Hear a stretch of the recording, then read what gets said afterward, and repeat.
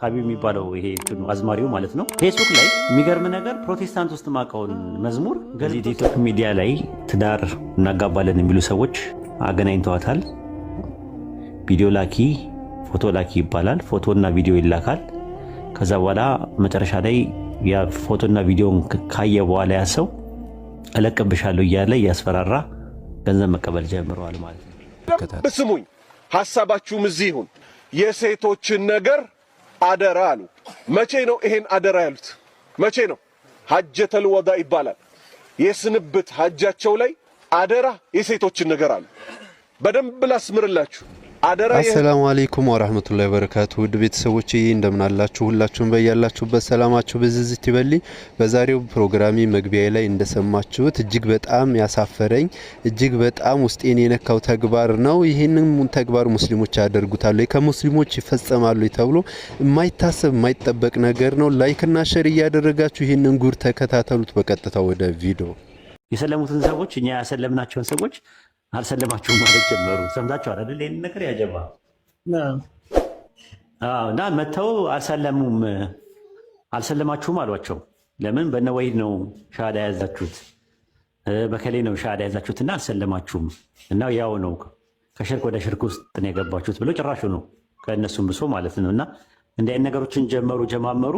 ያው ነቀፌታ ምን ይመስለኛል ፖለቲካ ነው ራሱ ፖለቲካል አካሄድ ነው። እነሱ ስልጣን ከያዙ ያው እንደ ጫት ቃሚ ጫት የሚቀምሰው ዲኑ ላይ ግዴለሽ የሆነ ፈጅር ተነስቶ የማይሰግድ በቃ ግዴለሽ የሆነ ታቦት የሚሸኝ ጠላ የሚጠጣ ሄዶ በዓል የሚያከብር እንኳን አደረሰ እንኳን አደረሽ የሚባባል ግድ የሌለው ሙስሊም ለዲኑ ግድ የሌለው ሰዎች ከፈሩ አልከፈሩ ገጠሩ ክፍል ተበላሸ አልተበላሸ ግድ የሌለው መዋደራ ምናምን እንዳያካሄድ ደርስ ምናምን የሚባል ነገር እንዳይኖር እንዲህ ነው በቃ ዓላማቸውም ኢላማቸው ማለት ነው።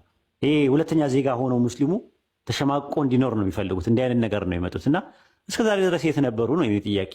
እኔ አሁን በዚህ ዘመኔ እስካሁን ድረስ የተነበሩ አሁን እንደዚህ ብቅ ያሉት ስንል ሌላ አይደለም፣ በቃ ምርጫ ቀርቧል።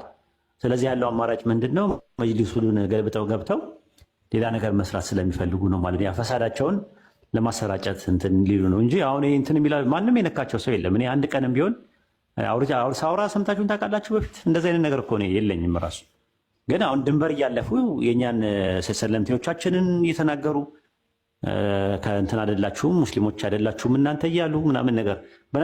በነገራችን ላይ መዋዝ ሀቢብ የሚባለው ይሄ እንትኑ አዝማሪው ማለት ነው ፌስቡክ ላይ የሚገርም ነገር ፕሮቴስታንት ውስጥ ማውቀውን መዝሙር ገልብጦ ሲዘምር አሰማሁት እና ይሄ እኮ የከሌ መዝሙር ነው ምናምን ብዬ ኮሜንት አደረኩለት እና ትዝ አለኝ እንደውም ምናምን ብዬ ኮሜንት አደረግ ወላይ በኮሜንት መጥቶ መች ወጣ ከፕሮቴስታንት አንተ ከአሁንም እኮ እዛው ነው ያለኸው መች ሰለምክና ነው አለኝ።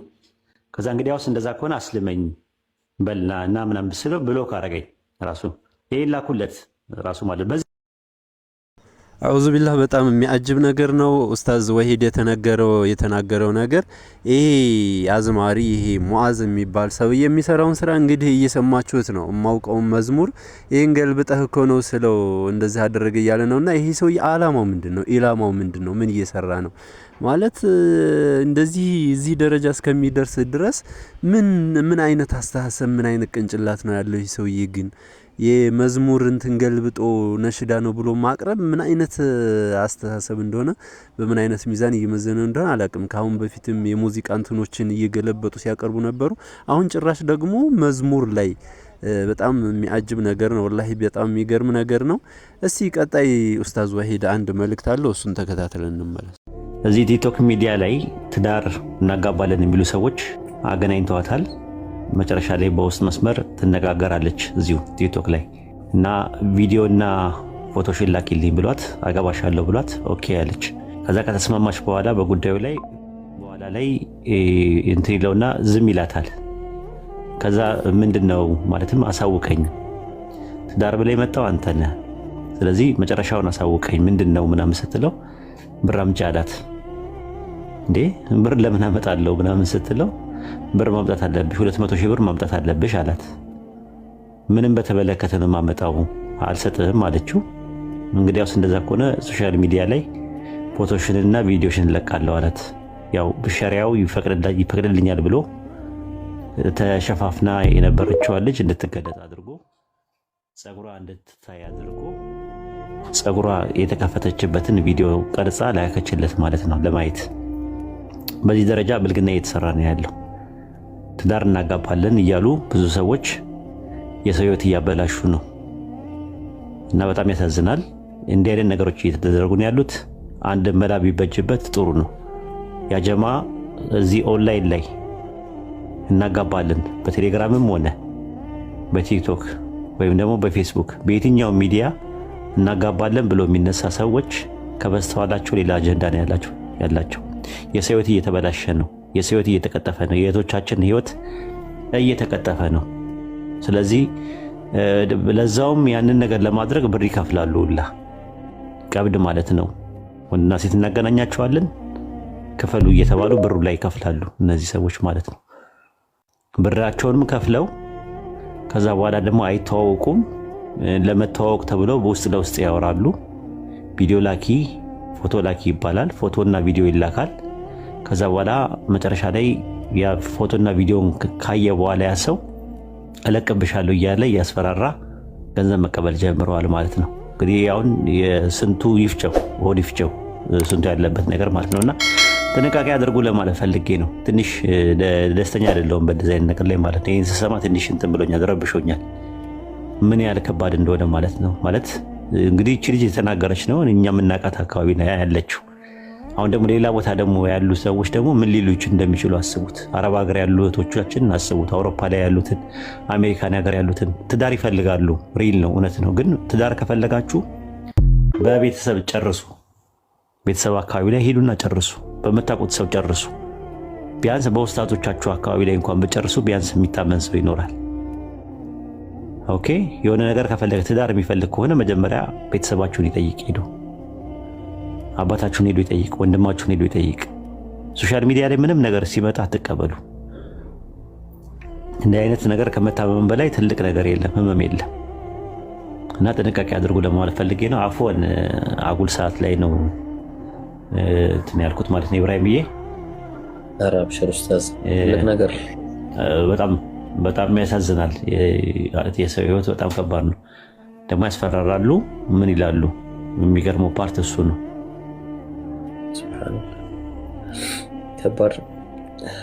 በዚህ ልክ ማንነትን ማጣት ከባድ ነው። እስልምናን ማጣት ማለት እንግዲህ ስነ ምግባር ጉድለት ነው። እንግዲህ ከዚህ በላይ ምንም ሊባል አይቻልም። ይህ ብልግናም ጭምር ነው። የሰው ንብረት አማና ወስዶ እንደገና በዛ ላይ ደግሞ እንዲህ አይነት ነገር ኃላፊነት የማይወስድም ከሆነ አስቸጋሪ ነው። አድራጊዎቹ ራሱ ነው እና ውስጥ አስተካከል ነው። በማንኛውም እንግዲህ ጠብቁ ወንድሞች እህቶቻችሁን ጠብቁ። በቃ መሆን ካለበት በእናንተ በኩል በአባቶቻቸው እንደዚህ አይነት አስጸያፊ ተግባር እንደዚህ አይነት ቆሻሻ ተግባር እየሰሩ እያንቀሳቀሱ ያሉ ሰዎች እነማን እንደሆኑ በግልጽ የምናውቃቸው ናቸው። ቪዲዮ ላይ እያያችኋቸው ያላችሁ ሰዎች ለዚህ ተግባር እህቶቻችንን እያበረታቱ እውነተኛ ትዳር እያስመሰሉ መጥፎ ነገር ላይ ክብራቸው እንዲወርቅ፣ አለባበሳቸው እንዲወርቅ፣ ገንዘባቸው ህይወታቸው እንዲበላሽ እያደረጉ ያሉ ሰዎች ለመጥፎ እያንቀሳቀሱ ያሉ ሰዎች እነማን እንደሆኑ በግልጽ ይታወቃሉ። እህቶች ተጠንቀቁ፣ ራሳችሁን ጠብቁ። የወደፊት ህይወታችሁን እያበላሻችሁ ነው ያሉ። ያንቺ ቪዲዮ ያንቺ ፎቶ ተለቆ ሌላ ወንድ ይዞት ያየ ወንድ አንቺን ሊያገባሽ አንቺን ሊከጅልሽ አይችልምና ህይወታችሁን እያበላሻችሁ ስለሆነ እህቶች ብትጠነቀቁ ይሻላል። ለገንዘብ እየተባለ የተፈጸመውን ድርጊት ኡስታዝ በደንብ አብራርቶታል። ወንዶችም በዚሁ ልክ አላህ ልትፈሩ ይገባል እላለሁ። ቀጣይ ስለ ሴቶች አንድ ቪዲዮ አለ፣ እሱ እንከታተል። በደንብ ስሙኝ፣ ሐሳባችሁም እዚህ ይሁን። የሴቶችን ነገር አደራ አሉ። መቼ ነው ይሄን አደራ ያሉት? መቼ ነው? ሐጀተል ወዳ ይባላል። የስንብት ሐጃቸው ላይ አደራ የሴቶችን ነገር አሉ። በደንብ ላስምርላችሁ። አደራ የህፃናትን ነገር አላሉ። አደራ የወንድን ነገር አላሉ። አደራ የሴቶችን ነገር አንድ ጊዜ በሉልኝ። ሁላችሁም እዚህ የተሰበሰባችሁት ወንድ ናችሁ። ነብዩ ሰለላሁ ዐለይሂ ወሰለም ምን አሏችሁ? አዎ አደራ የሴቶችን ነገር አንድ። ሁለተኛ ከናንተ ውስጥ ምርጥ ሰው ማለት ለቤቱ ምርጥ የሆነ ነው አሉ። ይሄ የማን አደራ ነው? የነብዩ ሰለላሁ ዐለይሂ ወሰለም አደራ ነው። ጥሩ። ሶስተኛ ምን አሉ? ከናንተ ውስጥ ሁለት ሴት ልጆችን አዝኖላቸው በፍቅር በእንክብካቤ አሳድጎ ለቁም ነገር ያበቃ ሰው አሉ እኔና እሱ ጀነት ላይ ብለው ይሄው ሁለት ጣት ስንት ጣት? ሁለት ጣት። እኔና እሱ እንደዚህ ነን አሉ። የእናንተን ስራ እስቲ እንመልከተው። በዚህ ዘመን የሚሰራውን ስራ እስቲ እንመልከተው።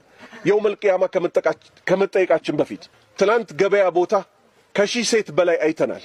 አንድ ወፍራም የሌለበት እላያቸው ላይ ቆዳ ብቻ የተቀባባቸው የሚመስሉ ባህያ ጭነው መተው አራግፈው የሚነግዱት እነማን ናቸው? ሴቶች ናቸው። ቤት ውስጥ የሚያበስሉት እነማን ናቸው? እንጨት የምትፈልጥ ሴት አይቻለሁ። ቤቷ ሰው የሌለ ይመስል እንጨት ፈላጭ ማን ነው? ሴት ነው። ለራሷ ባረገዘች ጊዜ እኮ ወገቧ ተነቅንቋል፣ ዲስኳ ተበላሽቷል። ዛሬ ደግሞ በዚህ ዕድሜዋ እንጨት ታስፈልጣታለ። በሚገርም ሁኔታ ወንዶቹ ደገፍ ብለው የሚቅሙበት ቤት ደግሞ አይቻለሁ። ከገበያው ቤት ፊት ለፊት ያስለቅሳል። አያስለቅስም? ወንድሞቼ ለምን ዝም ትላላችሁ? ወንድ ስለሆናችሁ አላህ ፊት ቆማችሁ ከመጠየቃችን በፊት ዛሬ ይሄ በሽታ መስተካከል አለበት የለበትም? ወንድሞቼ